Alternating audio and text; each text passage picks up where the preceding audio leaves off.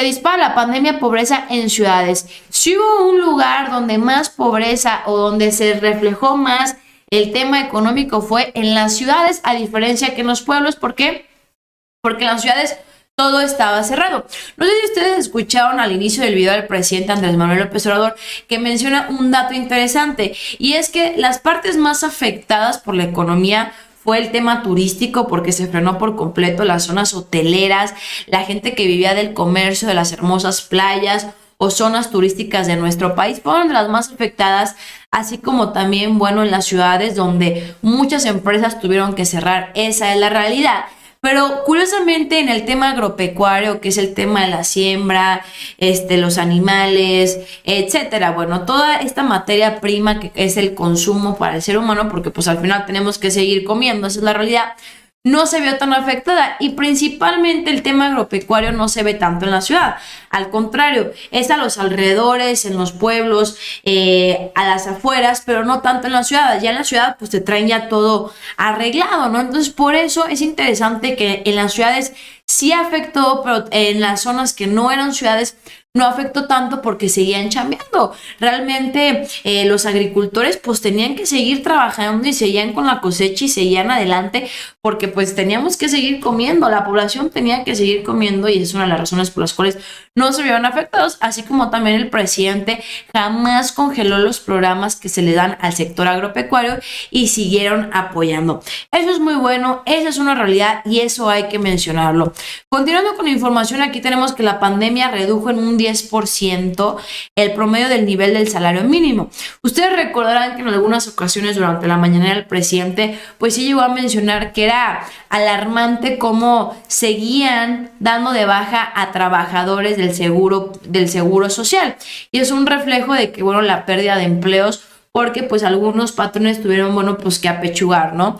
¿Cuál fue el mensaje que mandó el presidente? No apechuguen, aguanten todo lo que puedan, pero no despidan a la gente, de verdad, no la despidan. Pasa el año 2020 y en 2021 comenzamos a recuperarnos, y esos trabajos que se habían perdido comienzan a recuperarse. Y aquí lo estamos viendo y vamos a leer un poco al respecto, y dice esto: las personas que conservaron su empleo en el año pasado recibieron un ingreso de un 10% menor al que tenían antes del COVID, porque, bueno, pues, ok, te dejamos como patrón, pero no te voy a poder pagar lo mismo, ¿no? En tanto, según los resultados de la medición de pobreza 2020, quienes laboraron de manera independiente ganaron un 9.1% menos. Es decir, que esta pandemia nos pegó a todos, y esa es la realidad. Este jueves, José Nabor Cruz, secretario del Ejecutivo del Coneval, presentó estimaciones de la pobreza multidimensional. En conferencia de prensa virtual, el funcionario dio a conocer que la población en pobreza aumentó un 41.9% a 43.9% entre 2018 a 2020, lo que implica un aumento de un 3.8%. Pero yo les pregunto, ¿qué hubiera pasado con nosotros si en vez de haber llegado el presidente Andrés Manuel López Obrador, hubiera llegado alguien del PAN o alguien del PRI, un José Antonio Meade o un Ricardo Anaya? Olvídense, yo les puedo jurar, es más, les firmo un papel de que ni siquiera estuviera vacunada más del 50% de la población. Les puedo jurar que yo hubieran pedido préstamos al Fondo Monetario Internacional para endeudar todavía más al pueblo de México. Y no hace falta adivinar, simplemente analicen cómo ciertos gobernadores de ciertos partidos, principalmente blanquiazules y emesistas, lo que hicieron directamente fue pedir y pedir y pedir préstamos. Silvano Aureoles también hizo lo mismo. Pidió y préstamos, al final ni siquiera abonó, apoyó a su estado.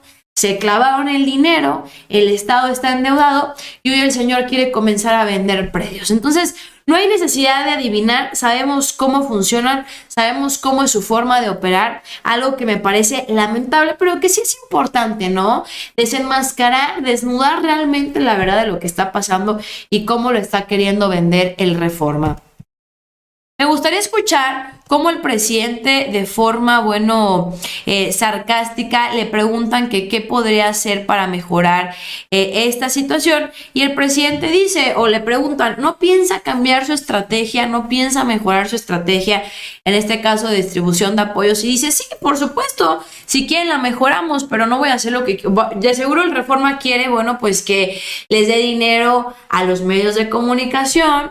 De seguro el Universal quiere, bueno, pues que siga apoyando a los más ricos del país, que les condonen los impuestos, y eso realmente no va a suceder. Y no va a volver a pasar. Y no lo podemos permitir. No más dinero a los medios de comunicación. Continuando con la información, aquí tenemos que aún pese a que efectivamente hubo un aumento de pobreza, pero no fue culpa del presidente, tenemos que el gobierno federal está buscando las posibilidades de recuperarse lo antes posible. Y no por nada, uno de los temas que ha abanderado el presidente Andrés Manuel López Obrador a través de la Secretaría de Hacienda y la Secretaría del Trabajo es la siguiente.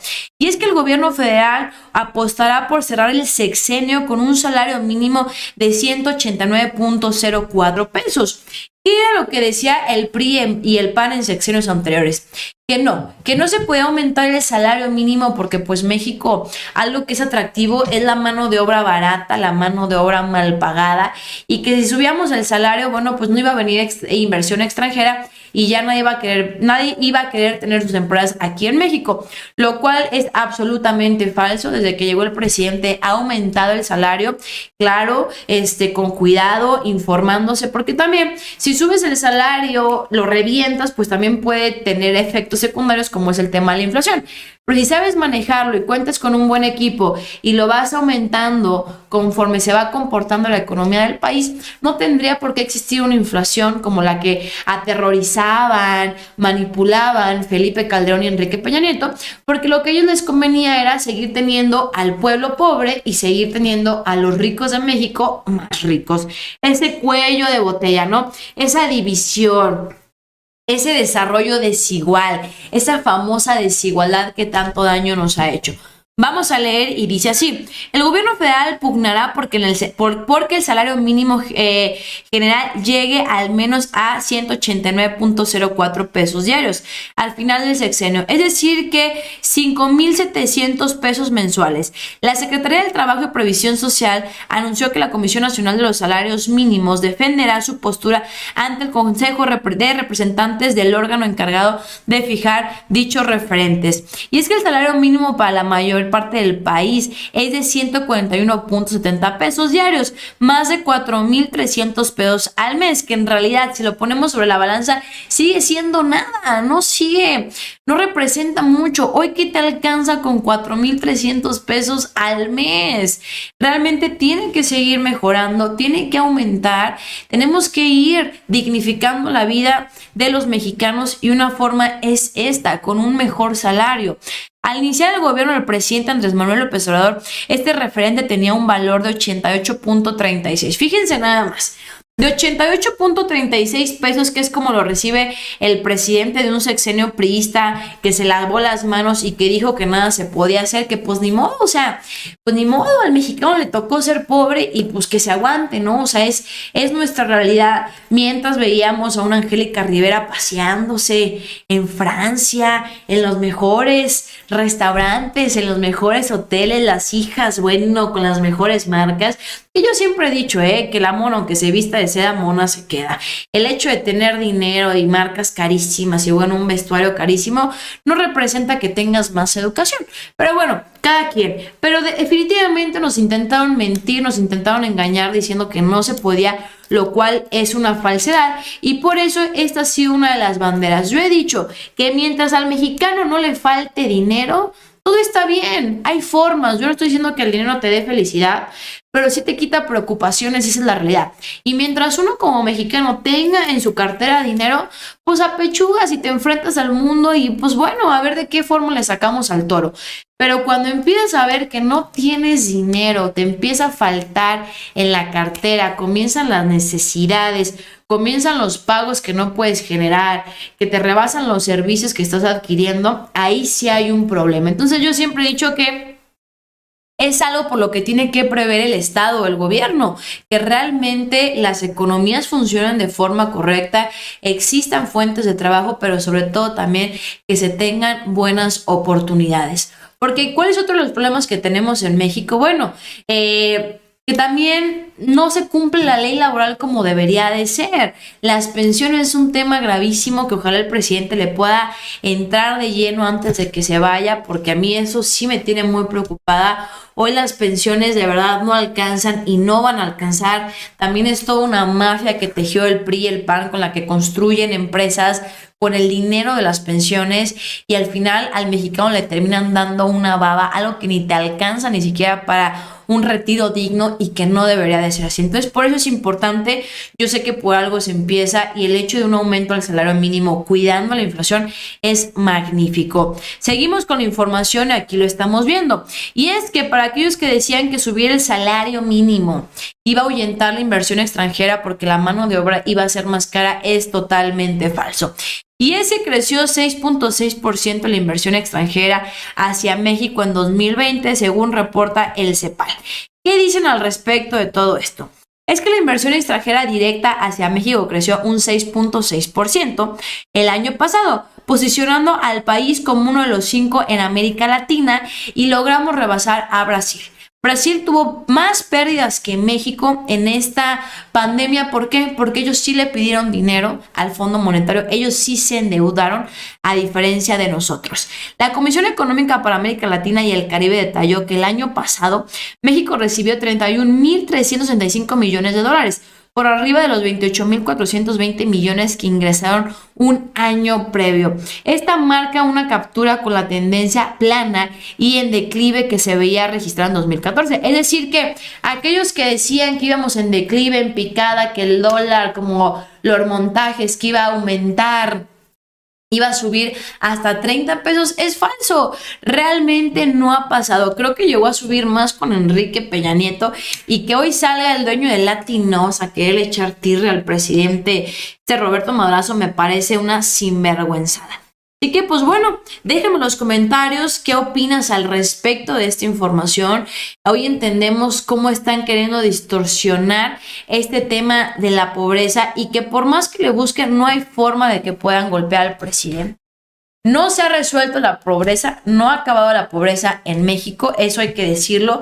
Hay pobres todavía en México, sigue habiendo más del 50% de pobres en el país. Sin embargo, se está trabajando. También ser muy claros, que en 3 años no se puede erradicar una pobreza. Caray, si en el mundo no se ha podido erradicar la pobreza, no quiere ahora el Reforma decir que el presidente Andrés Manuel tiene que ser Dios, no, pero sí está trabajando de forma correcta y honesta, entregando el dinero a quienes más lo necesitan, y eso es lo que hay que destacar. Tampoco fue el culpable de la pandemia, sin embargo, tomó una muy buena estrategia, muy buenas decisiones que hoy nos permiten movernos con mayor facilidad, porque no traemos sobre nosotros un costal de deuda que no nos permita respirar como en sexenios anteriores. Yo estoy muy contenta, yo estoy fascinada con la administración del presidente Andrés Manuel López Obrador. Por supuesto, cuando se tengan que cuestionar, se cuestiona, pero cuando se tengan que aplaudir, se aplaude. Y esto es de aplaudir. Alguien que pone por encima de sus intereses el bien, la intención de que un país crezca, porque el presidente es muy patriota, es muy nacionalista, ama al país, ama a México y ama a los mexicanos.